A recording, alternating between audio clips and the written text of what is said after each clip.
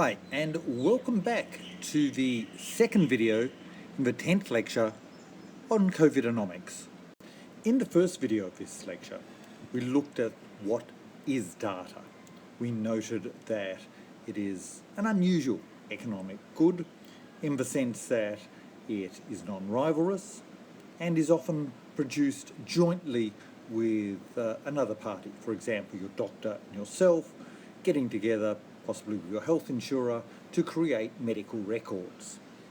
We noted that sometimes data is produced as a side product of other activities, and also that sometimes data can be more valuable if it's aggregated, even if anonymized. In this video, we're going to look at two countries, Taiwan and South Korea, and look at how they have used data, the collection of data, to help fight the COVID-19 pandemic. Let's start off by considering Taiwan. Taiwan is a small island nation about 81 miles off mainland China, and it's got about 23 million citizens and a lot of interaction, flow of people to and fro back between China and Taiwan.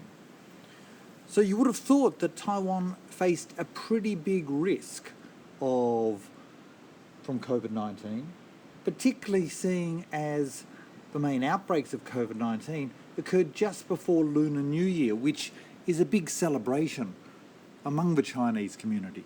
So there was going to be a lot of travel backwards and forth between China, where the virus had broken out, and Taiwan. However, as this graph shows, Taiwan was incredibly successful in stamping down quickly on the virus and keeping its infection rates low. Remember, this is a country about the size of Australia in terms of its population. But if we compare the infection rates in Taiwan compared to Australia, Taiwan has been amazingly successful. But don't believe me? Just notice these vertical scales. Taiwan, new cases never got above 30. In Australia, well, 30's down here somewhere, right down at the bottom. And yes, as of today, October the 5th, 2020, Australia has got now fewer than 30 new cases, but Taiwan's been less than 10 all the way since the end of April. Taiwan's success in dealing with the pandemic is even more incredible, given that it did so without a significant lockdown of its population. So unlike, say, New Zealand, Taiwan avoided a mass lockdown, and so its economic damage from the pandemic is likely to be significantly less than many other developed countries. Of course, as we've discussed previously in this series, we know that there will be economic damage, there will be change in behaviour, people endogenously change their behaviour due to the pandemic. But by avoiding a forced lockdown, Taiwan was able to keep many of its industries open and active, and in fact was able to use that economic activity to its benefit. As an example, early on in the pandemic, Taiwan only had a small mask manufacturing industry.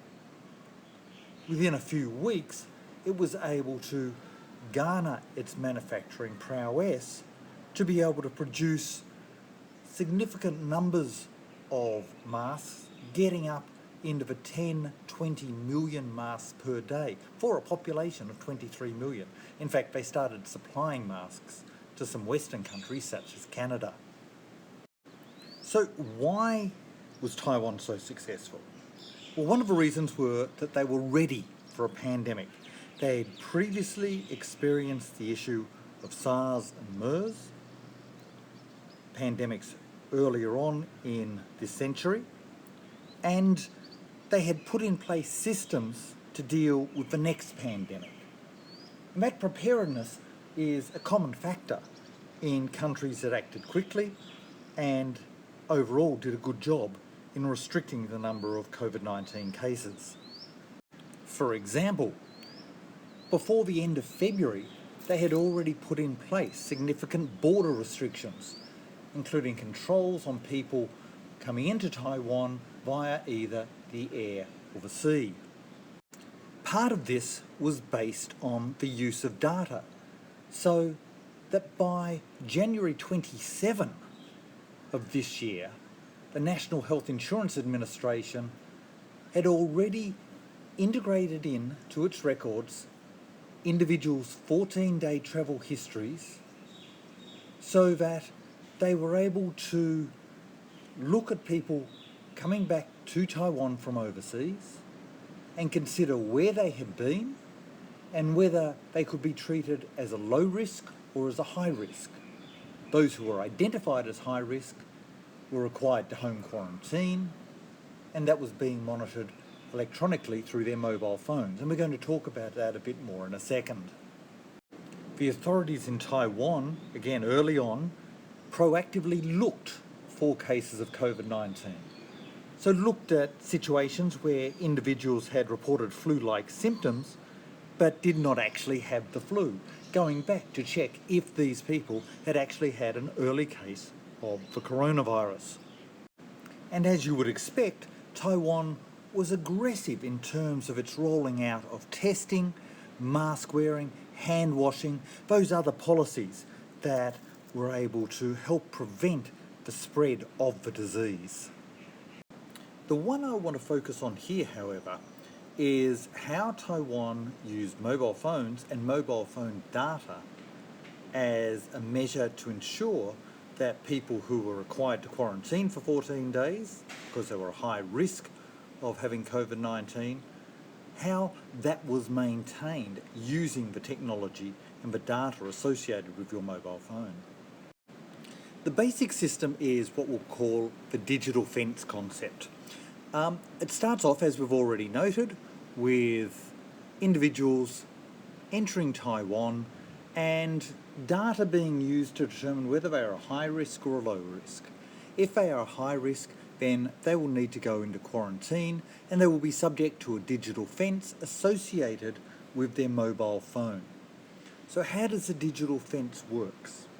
While you're in quarantine, you must keep your phone on and charged at all times. The 5 major telecommunications companies in Taiwan are cooperating with the government so that the government or the police will know the location of your phone whilst you are in quarantine. If you let your phone run out of charge, then within 15 minutes there will be an alert and you'll have a visit from the police to check what's going on. If you break quarantine and leave your home with your mobile phone on, then the authorities will know about that very, very quickly. When you think about it, it's got nothing to do with the location services on your phone. You can turn those off. But as we mentioned in the previous video, your telecommunications company has to know where your mobile phone is to be able to send calls to your mobile phone. So as long as your mobile phone is on, then the telecommunications companies know where your phone is. What about leaving your phone on but at home and going out for a bit of a party? Well, the way that the Taiwanese authorities dealt with that is through these call centres. Randomly, a couple of times during a day, you will be rung on your phone and, well, you better be there to answer it. These calls, by the way, are also used positively by the Taiwanese officials, so local neighbourhood managers and health officials can use these calls to check if the person who is in quarantine needs anything, if they need some more food, if they need any medical assistance, and so on. And the Taiwanese system recognises that if they make it onerous, if they make it punitive to report that you have the disease, then that's undesirable. You want people to report that they're ill so that they can quarantine. And so there's no cost to you while you're quarantined, and supplies are brought to you free of charge to make sure that you have what you need whilst you are quarantining at home with your family for those 14 days. Finally, of course, there is a fine if you breach your quarantine. the fine is up to 1 million Taiwanese dollars, which is about 50,000 Australian dollars. So it is a very substantial fine if you do breach your quarantine order. So the Taiwanese seem to be using both data and technology pretty efficiently through their quarantining system. Would we be willing to put up with that in some other countries? It appears that a key element here is trust in the government. The Taiwanese people, when polled, show a high degree of trust in the government to do the right thing by the population. In contrast, when this process from Taiwan was first discussed in the Western press, pretty much in March this year, the reaction was somewhat of outrage that a government would treat people like criminals, like using their phones to track them, that we couldn't trust our government to do that.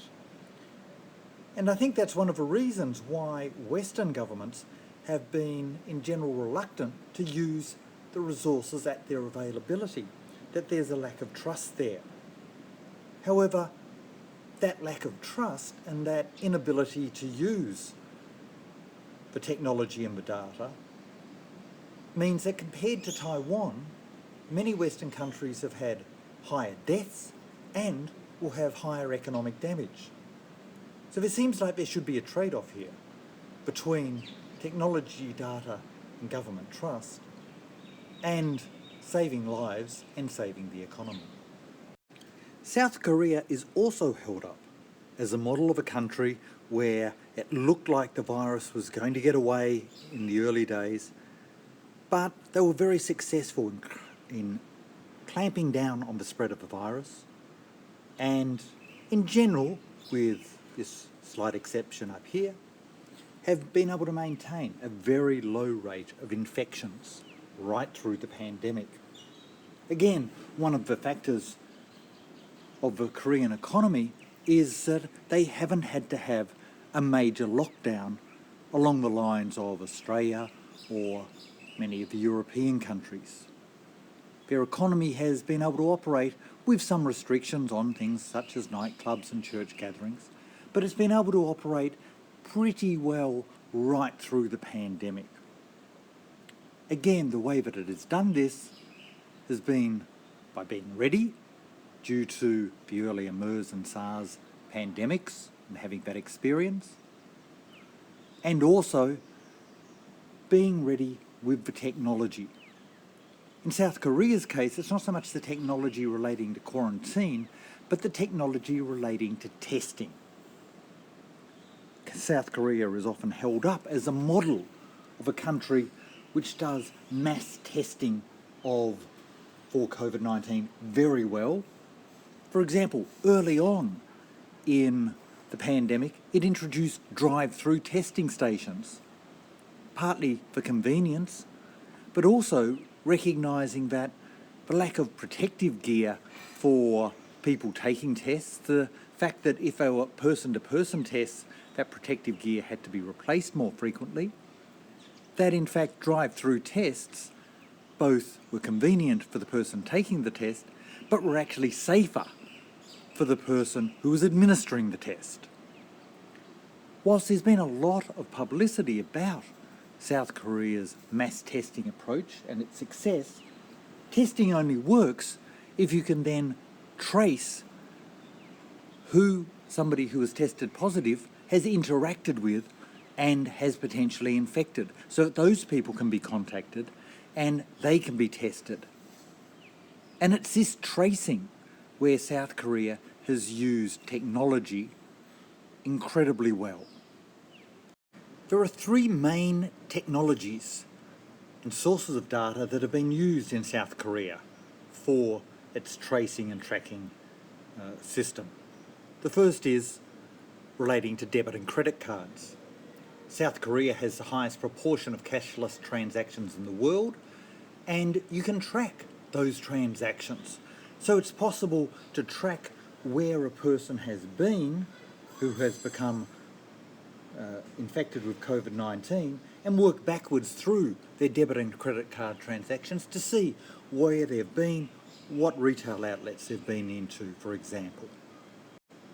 The second one is our old favourite from Taiwan again, it's mobile phones. By using mobile phone data, South Korea is able to work out where an individual has been, what parts of their town they've been in, and when they've been there. And again, South Korea has one of the highest mobile phone ownership rates in the world, so there's lots of this data available.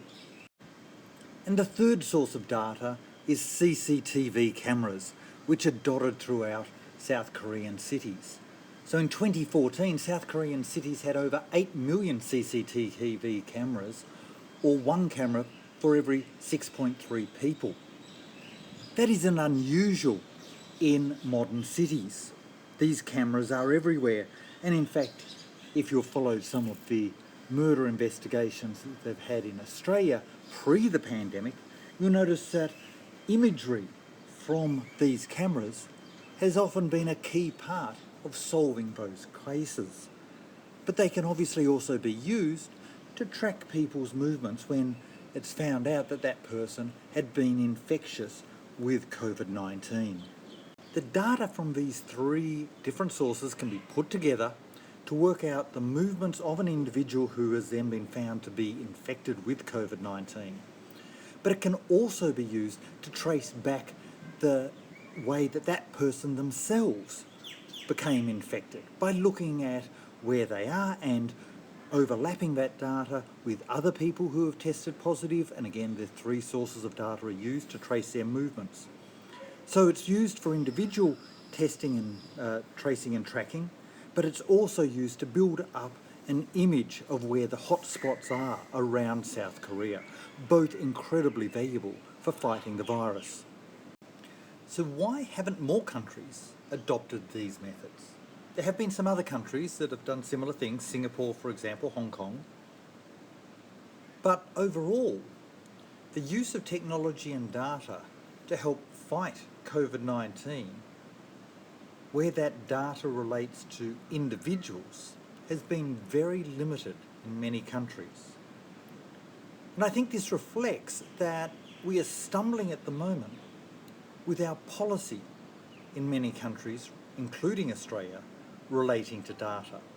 We don't know quite how to deal with data. So what I'm going to turn to in the next video is to look at some of those policies, particularly look at the European approach through the general data protection regime versus the Australian approach as presented by the Productivity Commission, which is about creating data rights. Remember, I'm a commissioner at the Productivity Commission. Unsurprisingly, I think our approach is the right one. But we'll talk more about that next time. Just finally, I used a range of sources in preparing this particular lecture, or this video in the lecture, Journal of American Medical Association article from March this year, an article from The Conversation March this year, an article from Quartz in April, and a BBC piece from March. Interestingly, it's after getting a lot of attention around March and April this year, this use of technology has really gone on the back burner in many countries, again reflecting that in most, certainly English-speaking countries, it's sort of been felt that we can't do it. So let's ask the question, why not?